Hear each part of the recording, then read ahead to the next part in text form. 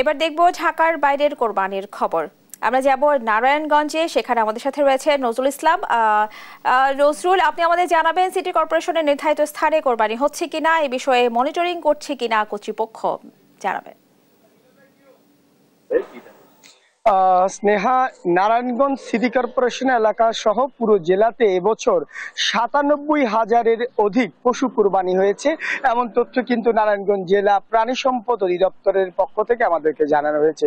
তো সকাল ৬টায় নারায়ণগঞ্জের প্রথম জামাত অনুষ্ঠিত হয় ডিএটি কেন্দ্রীয় জামে মসজিদে। তারপর পরে কিন্তু পাড়া মহল্লাগুলোতে যে কোরবানির পশু জবাই করা সেগুলো কিন্তু হয়, এবং শহরের বিভিন্ন সড়কগুলোতে মূলত যারা এই এলাকার স্থানীয় বাসিন্দা রয়েছে তারা কিন্তু পশু কোরবানি করেছেন।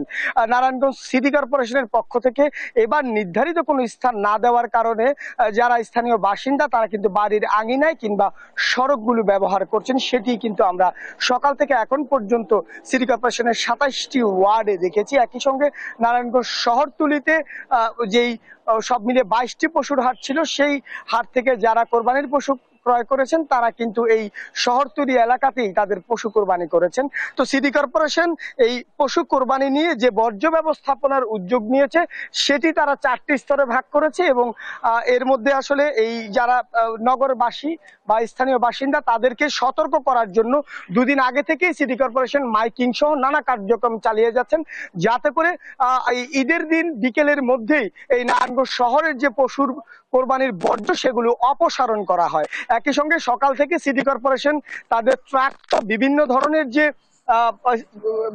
যান্ত্রিক গাড়িগুলো রয়েছে সেগুলো তারা ব্যবহার করছে, সড়কে পানি ছিটিয়ে তারা কিন্তু দ্রুত পরিষ্কারের চেষ্টা করছে, এমনটাই কিন্তু আজকে দিনভর সকাল থেকে আমরা দেখেছি। তো আমরা আরো কি ধরনের উদ্যোগ নিয়েছে নারায়ণগঞ্জ সিটি কর্পোরেশন সে বিষয়ে সিটি কর্পোরেশনের পরিচ্ছন্ন কর্মকর্তা সবুজের কাছ থেকে আমরা জানবো যে আপনারা আর কি ধরনের উদ্যোগ নিয়েছেন বর্জ্য ব্যবস্থাপনা নিরসন। ধন্যবাদ দেশ টিভিকে। আমাদের নারায়ণগঞ্জ সিটি কর্পোরেশন থেকে আমরা আমাদের অনেকগুলো কার্যক্রম এখানে পরিচালনা করছি। আমাদের সকাল থেকে ১১৪০ জনের মতো পরিচ্ছন্ন কর্মী নিয়মিত কাজ করে যাচ্ছেন, এবং আমাদের স্পেশাল টিম প্রায় আপনার ৬০০ লোক কাজ করছেন।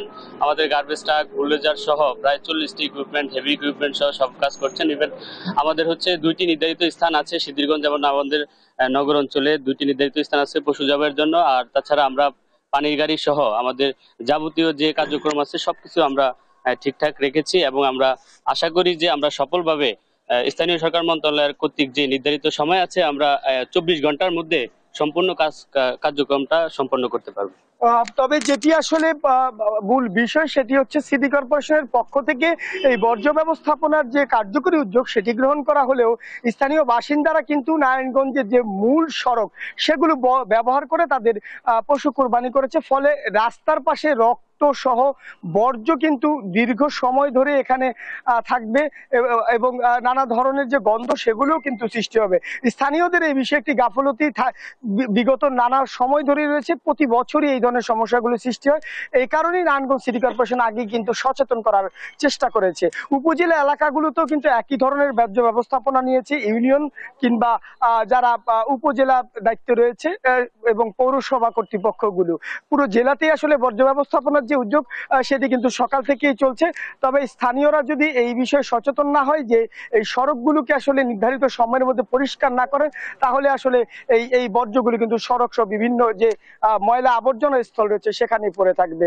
আরেকটি বিষয় যেটি জানিয়ে রাখতে চাই স্নেহা, নারায়ণগঞ্জ সিটি কর্পোরেশন কিন্তু এবছরও নির্ধারিত কোনো স্থান এই কোরবানির পশু জন্য কিন্তু করতে পারেনি, ফলে এই পাড়া মহল্লাগুলো ব্যবহার করা ছাড়াও আসলে এই স্থানীয় বাসিন্দাদের কাছে তেমন কোনো উদ্যোগ নেই। স্নেহা, এ হচ্ছে আমার কাছে নারায়ণগঞ্জ থেকে এই বর্জ্য ব্যবস্থা নিয়ে সার্বিক তথ্য। বিল্লাল, আপনাকে ধন্যবাদ। দর্শক, শুনছিলাম নারায়ণগঞ্জ থেকে কোরবানির খবরাখবর।